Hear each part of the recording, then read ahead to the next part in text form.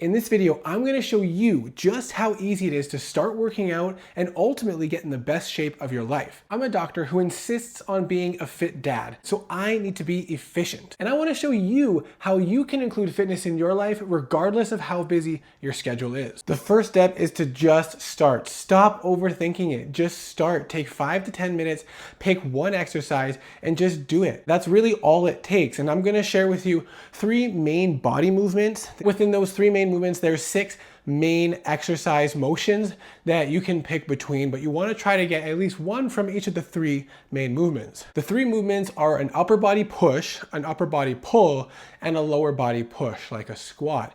You can break that down further into an upper body horizontal push and pull, vertical push and pull, and then a lower leg push like a squat and a hip hinge. I'm going to share with you some examples of both bodyweight and dumbbell exercises that you can pick from depending on the equipment that you have available, and all you need to do is pick one each day to start working on and progress with it. Now we want to stick with these main movements initially because they're compound movements, which means they're going to target more than one muscle group at a time, giving you more benefit for the time you invest. Over time, once you get into the habit of it and you get the hang of things, you can start adding in more isolation exercises depending on your specific needs. If you're interested in a full workout program using dumbbells for a beginner, you can check it out in the linked video above, and it's got a good breakdown of if you want to do a very short amount every single day or 6 days a week, or a little bit longer like 25 to 30 minutes, 2 or 3 days a week. The first thing we're going to cover is the upper body horizontal pressing motion. Now,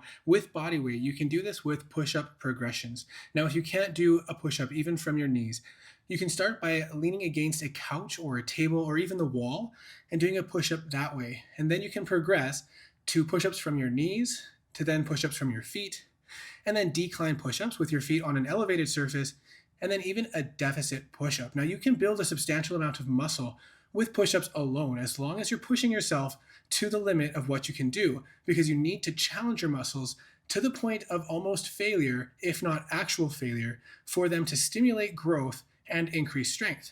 Now, if you have access to equipment like dumbbells at home, you can do bench press and move up to incline bench press. Incline bench press is going to give equal amount of growth stimulus to your middle and lower chest, but it's going to provide a substantially greater stimulus to your upper chest, which is going to provide a more full and complete look of the chest. Next, we're going to move on to the upper vertical press motion, and if you don't have weights, you can do a pike push-up for this. So you just hinge at the hips and put your hands on the ground with your feet on the ground as well, and you can do a push-up that way. You can progress to doing this with your feet up on a couch or even up on the wall, like a handstand push-up. If you have access to weights, you can use dumbbells and do an overhead press, and this is going to be all you really need as a main shoulder exercise.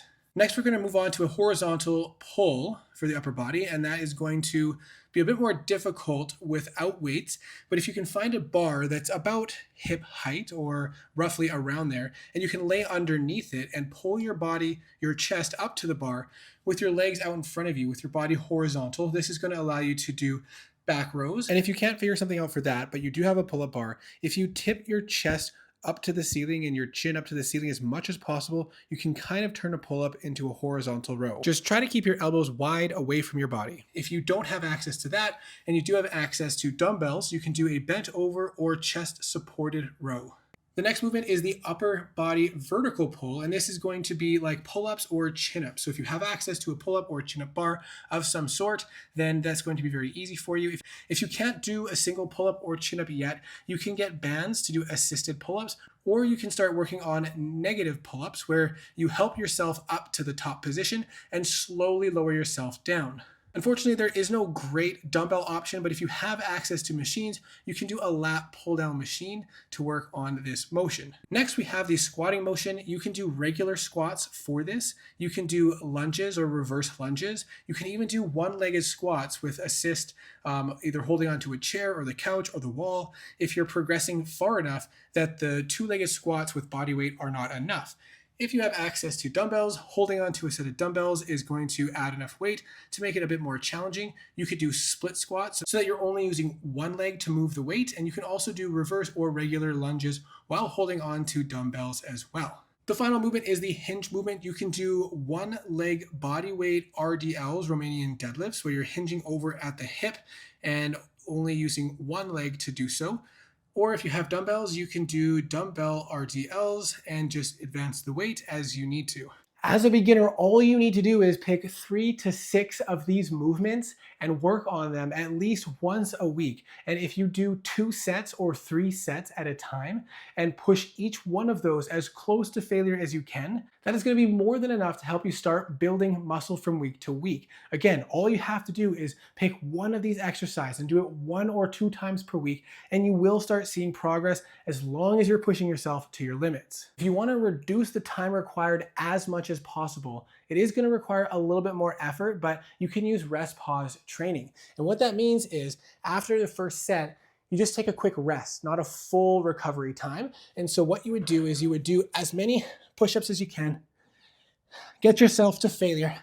When you're on your last one, you'd stop, and then you'd only wait for 15 to 30 seconds. And after a quick 15 to 30 second break, before you're fully recovered, you'd go back into doing the push-ups or whatever exercise you're doing and get, again, as many reps as possible all the way to failure. And when you can't get a single extra rep, you'd stop again, wait that 15 to 30 seconds, and then get right back into it. And if you do that a few times, that is going to provide a significant stimulus and be more than enough. You could finish that whole exercise in probably 3 to 4 minutes, and that would be all you need for the week, or twice a week if you're able to do it twice a week. I know it seems crazy, but I promise you, if you start this and stay consistent and challenge yourself, you will start seeing progress, and you will be surprised 3, 6, 9, 12 months from now, you won't even recognize yourself, and you'll be so pleased that you just started. Thanks for watching,